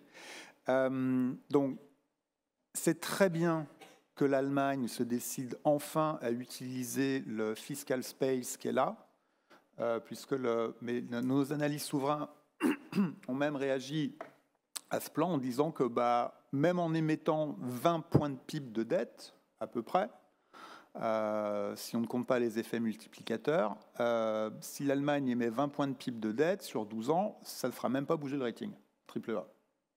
C'est quand même fantastique. Il y a beaucoup d'États qui aimeraient bien avoir le même problème que l'Allemagne. Et en fait, la dette allemande est tellement basse, c'est vraiment le stock de dette est tellement bas par rapport aux autres économies qui se comparent à l'Allemagne. Je suis dans une agence de notation, que 20 points de PIB de dette, c'est même pas mal, quoi. Mais bon, Ça, c'est un aspect. L'autre aspect, c'est l'effet croissance. Peut-être qu'on est très conservateur. J'ai vu passer d'autres chiffrages qui sont beaucoup plus optimistes, qui disent que ça va dégager jusqu'à 1,5 point de croissance par an. Maintenant, il faut quand même bien voir que l'Allemagne ne sait pas dépenser de l'argent public. Mais vraiment pas.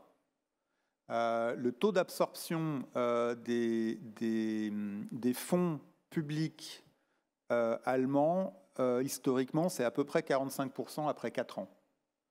Donc voilà, on va voir si... C'est pas dit qu'ils ne fassent pas mieux cette fois, mais bon, le track record est quand même parle pas vraiment pour eux.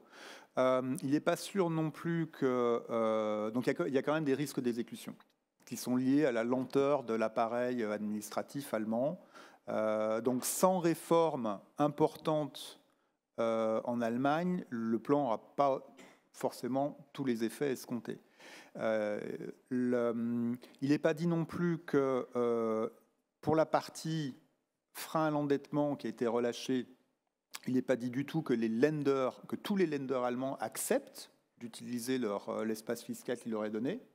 Et là, je pense très directement à la Bavière. La Bavière ne va pas dépenser plus d'argent que ça, même si on lui en donne la capacité. Les infrastructures en Bavière sont plutôt bonnes, nettement supérieures à la moyenne du pays. Et puis après, il y a la question du contenu en importation pour le volet défense. Là, c'est très difficile de se faire une idée juste de la part importée, enfin de la part qui sera importée dans les dépenses de défense. Vous savez que les dépenses de défense, c'est à peu près à la louche un tout petit peu moins de 50% de dépenses de fonctionnement, donc de masse salariale, un quart de munitions et un quart d'équipement militaire. Donc là, principalement, le problème des États européens, c'est sur l'équipement militaire. Et là, il y a une part importée qui est assez forte. Et alors, d'où on va importer les armes? Est-ce qu'on va acheter des armes américaines? Ça, on verra. Mais donc, au final,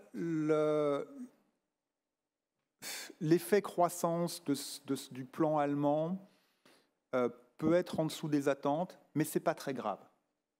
C'est pas très grave. Ce qui est important, c'est qu'on augmente le stock de capital, même si c'est du bien public militaire. L'Europe en a besoin pour des questions géopolitiques, et surtout si le partenaire américain n'est plus fiable. Et puis après, il faut voir ce qu'on va faire de cet argent au niveau européen. Est-ce que ça va nous permettre vraiment d'avancer sur le marché unique,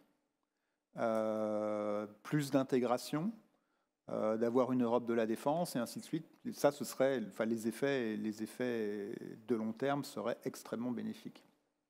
Je m'arrête là. Très vite, parce que je suis d'accord avec à peu près tout ce que Sylvain a dit. Je pense que bon, d'abord, il faut quand même remarquer la rapidité du changement de paradigme en Allemagne. On parlait tout à l'heure du possible sursaut européen, à la fois sur la défense, le réarmement, la discipline budgétaire, les règles budgétaires. Le virage est impressionnant. Et je dirais, pour la partie financement, oui, au moment de l'annonce, ça a fait une hausse des taux d'intérêt pour tout le monde, la France comprise, mais en un sens, on ne va pas bouder notre plaisir. Ça fait 15 ans qu'on demande à l'Allemagne d'investir et qu'elle ne le fait pas, donc on ne va pas se plaindre au moment où elle décide de le faire. Sur l'impact croissance, bon, je suis assez d'accord, c'est assez marginal cette année, parce qu'effectivement, de toute façon, l'Allemagne a fait un track record d'avoir un peu de mal à dépenser, à engager ses financements, notamment sur les projets d'infrastructure. Donc ça prendra du temps, mais ça montera en charge. Et à horizon de 2-3 ans, c'est loin d'être marginal pour l'économie européenne.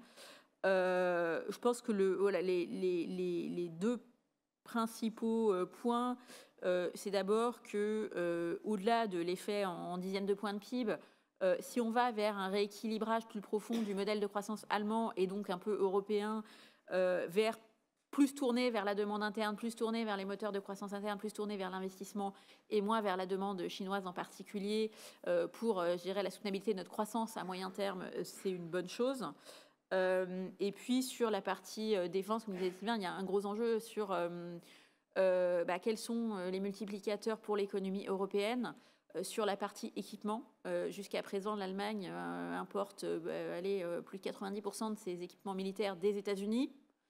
On voit bien une configuration où probablement ils sont assez réceptifs et assez ouverts à l'idée d'avoir davantage de fournisseurs européens, auquel cas d'ailleurs c'est particulièrement bénéfique potentiellement pour les industriels français.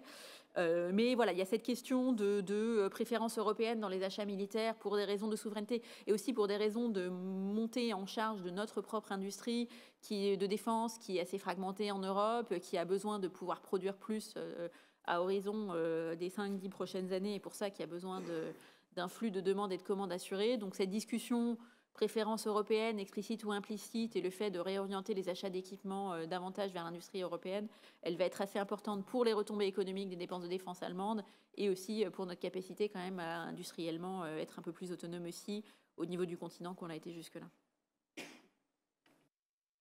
Monsieur Brander.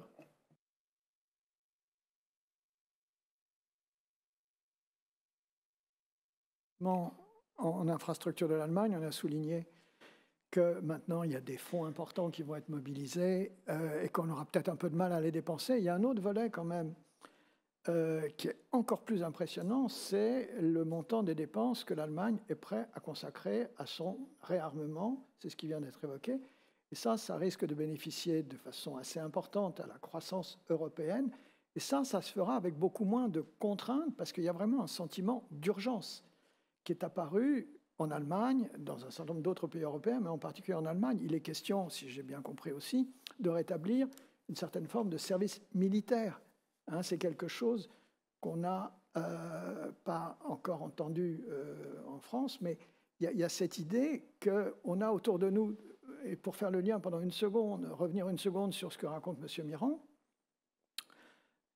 l'ennemi des États-Unis, c'est la Chine. C'est le seul. Dans ce papier qui apparaissent, les États-Unis veulent lutter contre la Chine. L'URSS, la Russie, aujourd'hui, ça n'est plus l'ennemi principal des États-Unis. Et c'est la grosse différence avec l'Europe, qui est beaucoup plus près de la Russie, et pour qui le seul ennemi aujourd'hui, c'est la Russie. Et la Russie est aujourd'hui un pays dont la capacité de production d'armes n'a jamais été aussi élevée. Et ça, c'est, je crois, quelque chose qui va pousser en Allemagne et sans doute dans d'autres pays européens, et plus on est proche de la Russie, et plus cette pression va être forte, à dépenser effectivement beaucoup pour le militaire. Et de ce point de vue-là, le budget allemand, et c'est le retournement total de paradigme, c'est le « whatever it takes ». On dépendra autant qu'il faut pour que l'Allemagne soit en état de participer activement, de s'opposer activement à la Russie. Ça, je pense que ça fait partie des conséquences de ce qui vient de se passer et ça stimulera la croissance européenne. Merci beaucoup pour tous ces éclaircissements. Nous aimerions maintenant aborder la question de modes de financement alternatifs à la dette publique. Selon le rapport Draghi de 2024, un écart de compétitivité se creuse depuis plusieurs années entre l'Europe et les États-Unis. Des investissements conséquents, notamment dans les secteurs technologiques, seraient une partie de la solution. De l'autre côté, la guerre en Ukraine requiert également des investissements importants en matière de défense et à cela viennent s'ajouter les besoins pour financer la transition climatique. On entend souvent parler d'union des marchés de capitaux. Quel pourrait être son rôle dans ce besoin de financement et quelles sont les difficultés qui entravent la mise en place aujourd'hui d'un tel marché en Europe? Monsieur Broyer, si vous voulez commencer. L'Union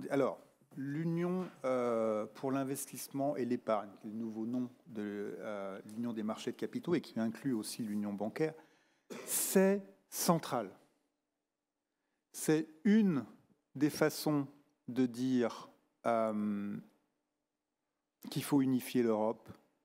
On a des marchés de capitaux qui sont totalement fragmentés. Ils sont tellement fragmentés que dans certains pays de l'Union européenne, il n'y en a pas, notamment à l'Est. La capitalisation boursière des pays de l'Europe de l'Est est juste proche de zéro. On sait qu'une hausse de la capitalisation boursière a un effet extrêmement bénéfique sur la productivité totale des facteurs. L'OECD vient encore de le montrer très récemment. Et on utilise très mal notre épargne. Mario Draghi identifiait 800 milliards de besoins de financement. Ça fait à peu près 4 points de PIB de l'Union européenne. C'est exactement l'épargne excessive qu'on a. C'est-à-dire la différence entre l'épargne de la nation européenne et le taux d'investissement de l'économie européenne. Donc mettons à profit cette épargne et faisons-la effectivement, donc c'est principalement de l'argent privé. On n'a pas besoin de lever des fonds publics, mais il faut les bons véhicules pour mobiliser cette épargne privée à fin d'investissement. Et il nous manque plein de choses. Il nous manque des marchés financiers qui soient suffisamment unifiés, donc défragmentés, qui soient pour qu'ils ne soient pas trop chers. Aujourd'hui, l'ESMA le dit à peu près tous les 3 mois, ça coûte très cher en Europe d'investir. Donc et c'est principalement à cause du manque d'infrastructures de marchés financiers. On peut faire beaucoup mieux. Donc, faisons l'union des marchés de capitaux. C'est un des impératifs pour que l'Europe réussisse sa transition dans un monde post-globalisation, post-dividende de la paix et post-ordre global basé sur des règles.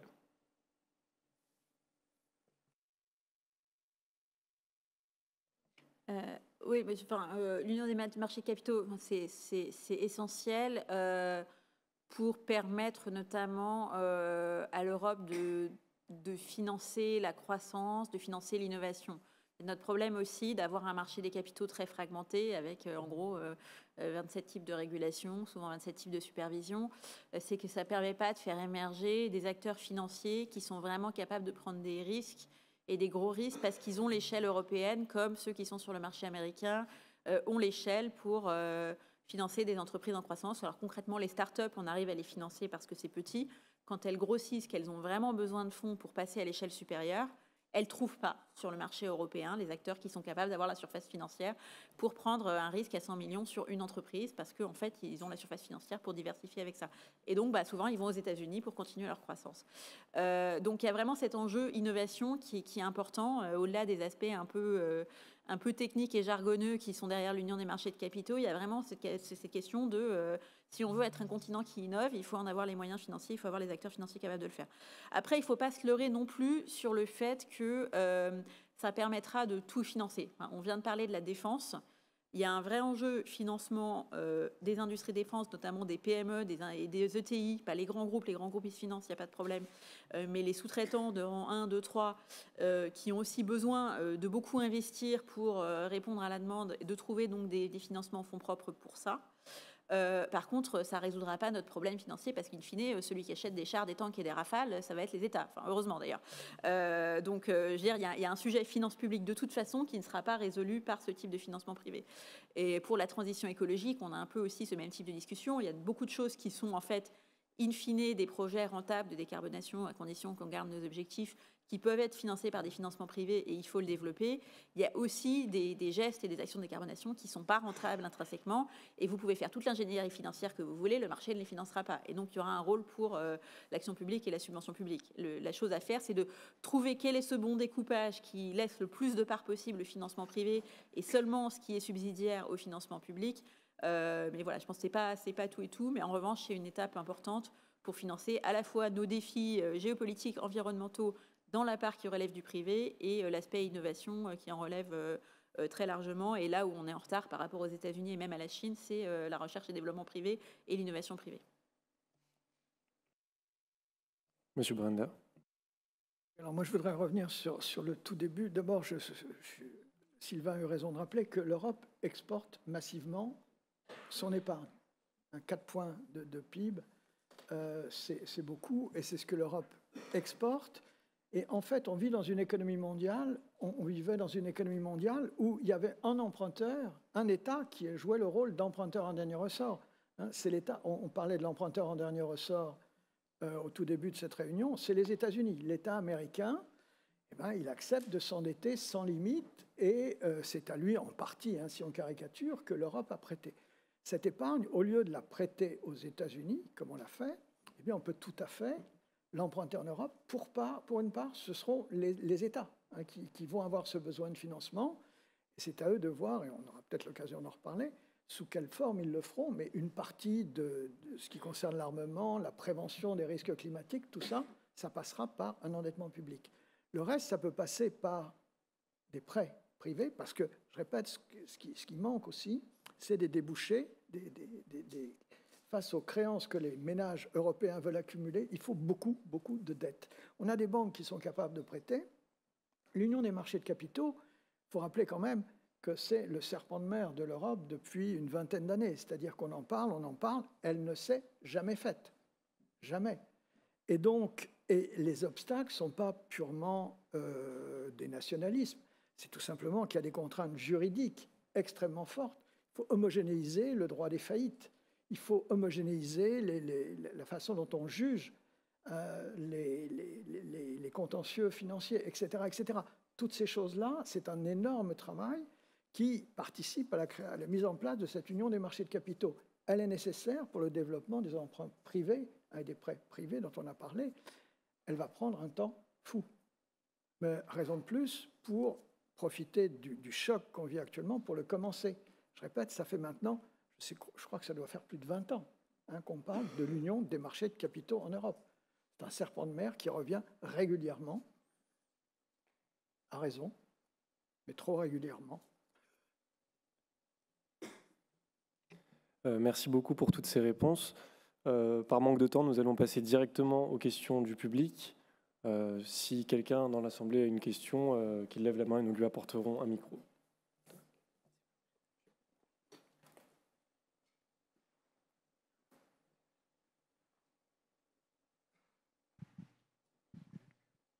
Oui, c'est bon. Bonjour, moi je m'appelle Goussam André, je suis en L2 gestion à la Sorbonne et j'avais une question. Donc on voit qu'on a cette forte évolution des tensions, surtout en Europe, surtout ces derniers temps avec la Russie.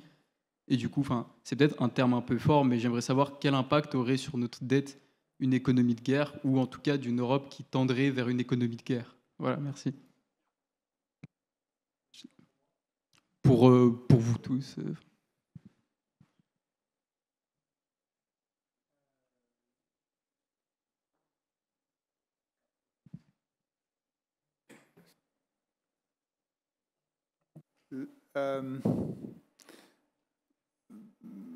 Ça dépend.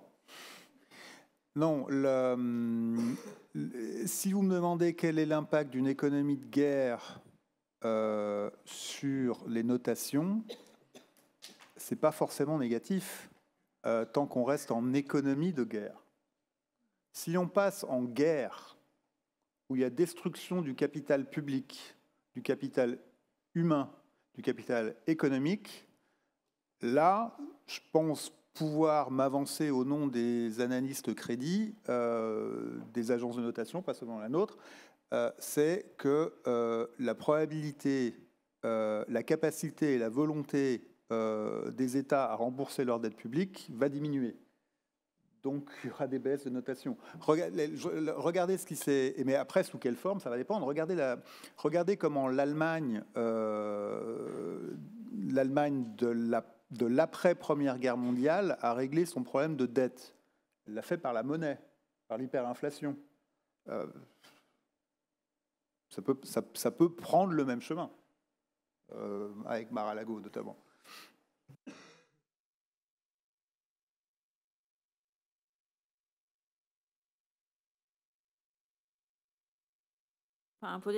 Effectivement, on manie le terme, mais on n'est pas aujourd'hui en économie de guerre. Après, qu'est-ce que c'est qu'une économie de guerre? C'est un peu, si c'est être en guerre, c'est encore un autre sujet. Les États-Unis, dans les années 40, c'était 50% de leurs dépenses publiques qui étaient des dépenses militaires.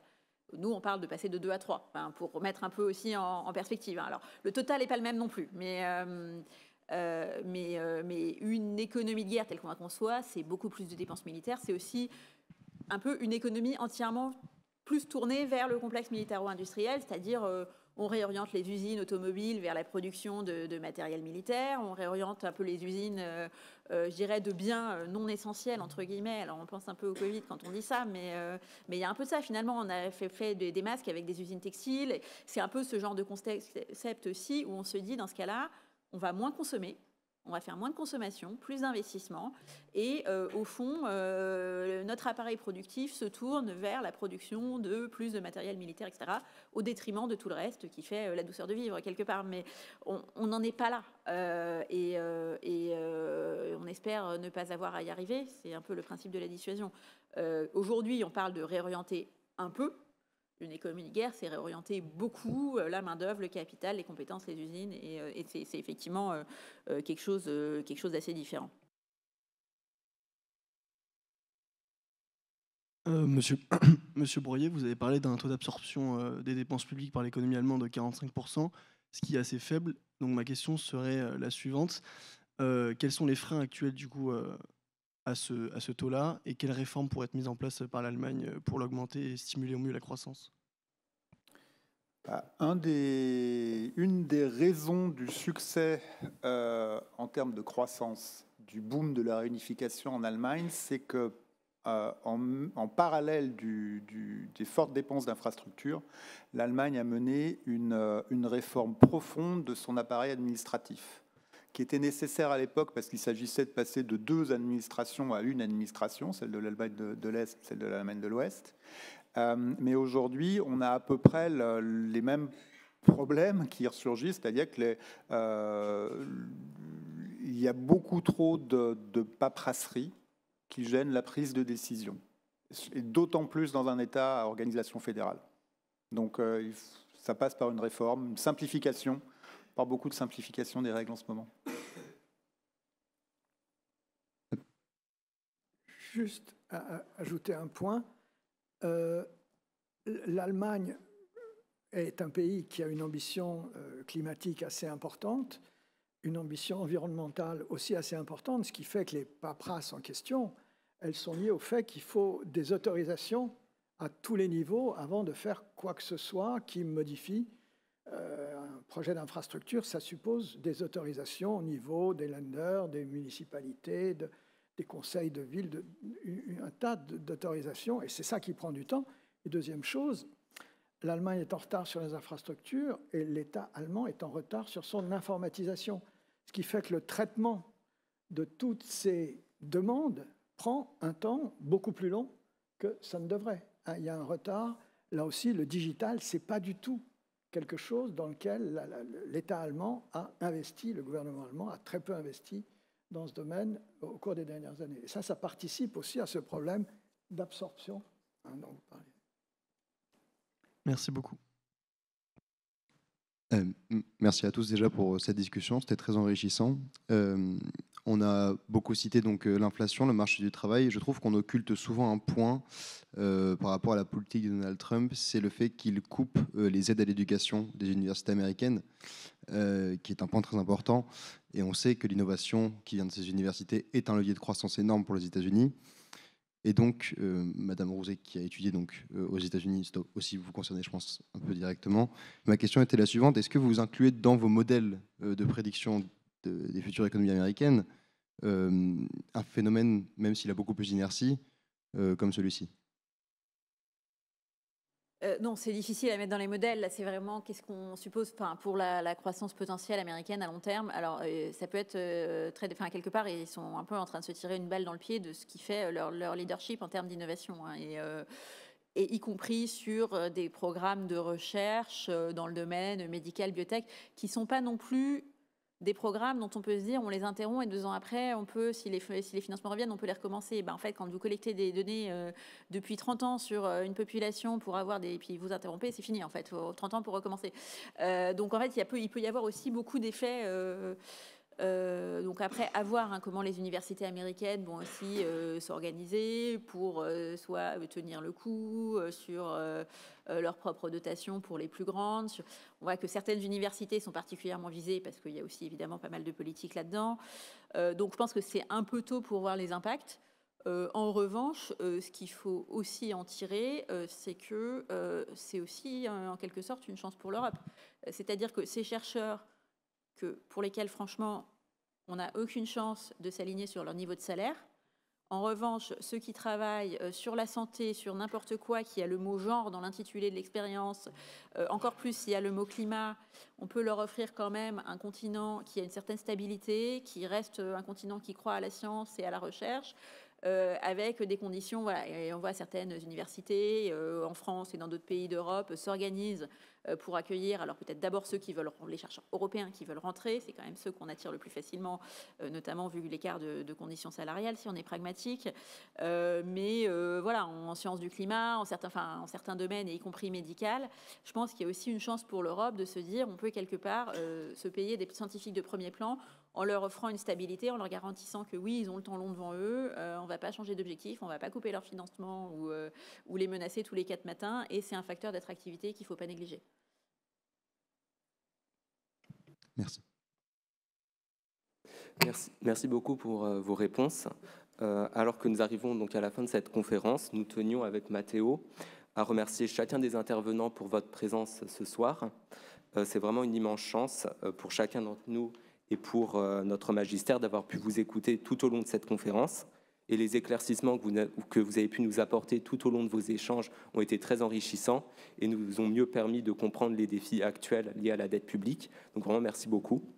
Nous tenions également à remercier notre professeure, Madame Florence Pisani, pour son aide très précieuse dans l'organisation de cette conférence, donc qui n'est malheureusement plus là. Également un grand merci à notre directrice de magistère, Madame Martine Carré-Talon, qui nous a prodigué des conseils déterminants dans la réalisation de ce projet. Et c'est aussi pour nous l'occasion de souhaiter la bienvenue à Madame Céline Lanier, qui prendra la direction des 2 premières années du magistère Banque Finance Assurance et aussi la gestion de l'année de césure à partir de septembre prochain. Et nous remercions aussi tout particulièrement nos assistantes de formation Corinne Viric et Stéphanie Incorvaya pour leur aide et leur accompagnement durant toute la réalisation de cette conférence. Nous voulions aussi remercier Hilario Ferdinand, donc notre camarade du magistère, qui nous a beaucoup aidé pour élaborer la trame de la conférence et aussi pour l'appui logistique. Également les membres du bureau de l'association du magistère. Et enfin la House of Finance qui nous permet une nouvelle fois cette année de pouvoir tenir dans le cadre de notre magistère une conférence. Donc voilà, merci beaucoup. Maintenant, je vous invite à présent, si vous le souhaitez, à nous rejoindre dans l'espace 2 pour un cocktail afin de continuer les échanges. Merci à tous.